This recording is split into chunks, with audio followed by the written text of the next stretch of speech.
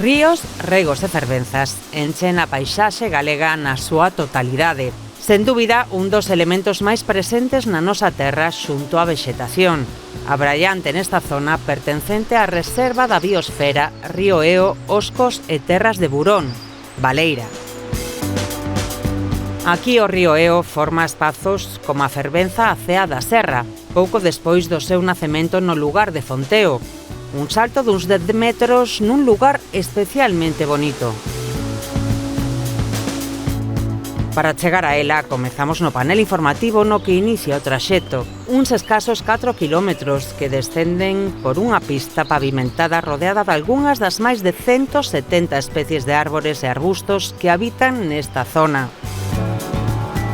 Continuando a ruta e deixando á nosa dereita un bonito muiño rehabilitado, a fervenza a Cea da Serra ponse á vista no seu máximo esplendor.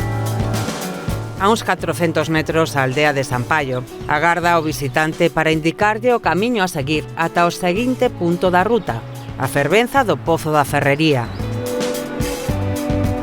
No traxecto, exemplos de construcións características da zona, hórreos de planta rectangular que, segundo parece, adoitan ser o lugar ideal para os días de sol.